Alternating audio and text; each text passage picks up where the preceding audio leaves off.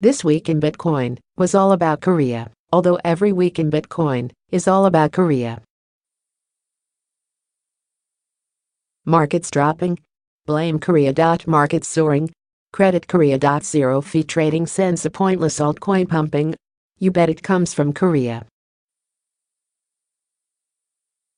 While real news, fake news, and news whose legitimacy is a matter of dispute emanated from the East, there were big stories breaking stateside, like the Miami Bitcoin conference, that can't take Bitcoin. Also read, the bitcoin.Com podcast network presents, This Week in Bitcoin we're not prone to backslapping at news. Bitcoin.com, as smugness is never a good look.It would be fair to say however, that a lot of this week's biggest Bitcoin stories started here before being picked up by the mainstream media, including European bank Nordea banning employees from owning cryptocurrency. Welcome to Miami where your dirty crypto's no good, we reported, in another scoop, after the city's annual Bitcoin conference stopped accepting Bitcoin, citing fees and congestion. Bitcoin haters had a field day with that one, including famed economist Paul Krugman, which gave us an opportunity to dredge up his most famous quote for posterity, that one never tires. It wasn't just Bitcoin conferences that declared they were no longer handling Bitcoin. Microsoft also announced that it had stopped accepting Bitcoin for similar reasons, before reneging and declaring that it's now accepting Bitcoin again. Glad we've cleared that one up. There were so many stories emanating from South Korea this week in Bitcoin it's hard to know where to start. It all started with officials urging other nations to support them in curbing crypto trading, and from there morphed into the country's banks being forced to stop serving South Korean crypto exchanges. For more information on South Korean developments, as well as those originating in Brazil, Venezuela, and Japan, our trusty scribe Kevin Helms has got you covered.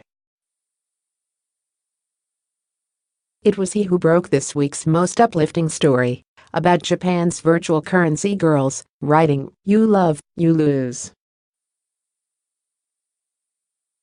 Another story from the East was that of Malaysia issuing a cease and desist order on the Copycash ICO.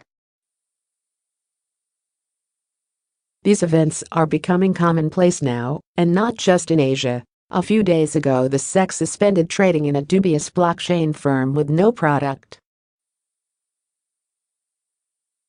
It would be fair to say the prevailing mood in Bitcoin this week was one of uncertainty, with developments in Asia, as always, dictating market sentiment. Rumors of China banning Bitcoin mining and South Korea shutting down exchanges for being complicit in money laundering have abounded.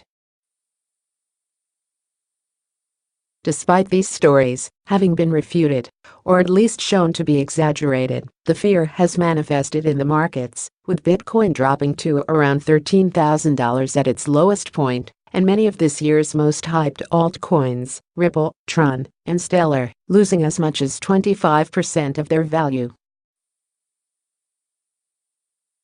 Ripplets were still seething over last week's story about XRP gateways freezing customer funds, and thus didn't take kindly to Monday's piece on vaporware, cryptocurrency projects with market caps worth billions of dollars, but no working product, in which Tron, Ripple, Verge, and Cardano were pilloried. That was this week's second most popular story, second only to one about Bitcoin Diamond casually doing a 40x. And then predictably plummeting. On Thursday, Kraken went down and then stayed down for no less than 40 hours while it chased down a pesky bug in the system. Upon its return, Kraken promised fee-free trading for all by means of apology. 48 hours since returning to life, Kraken still hasn't enabled withdrawals however. It wasn't the only exchange to experience problems this week. A number of cryptocurrency exchange oddities have surfaced lately, although the craziest tales, as always, come from the weird and wonderful world of ICOs. There was the story about the porn ICO CEO who did a ghost with contributors' funds, and, in the same article, the tale of Dottie's demise.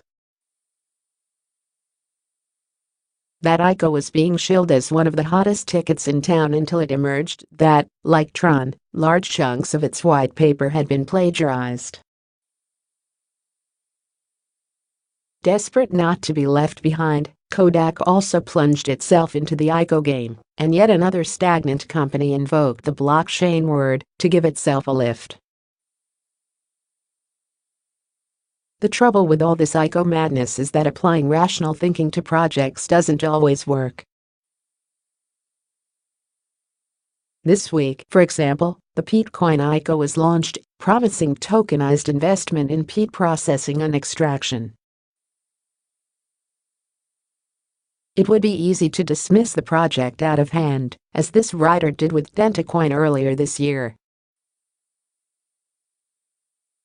The trouble is, the dental industry's proprietary token now has a $2.5 billion market cap that fleetingly placed it higher than Cash earlier this week. What a time to be alive. See you next week for more strange stories from the world of Bitcoin. In the meantime, don't forget to check out the new bitcoin.com podcast. Just click on the embed link above. It rocks. While you rock. We'll rock. What was your favorite story from this week in Bitcoin? Let us know in the comments section below.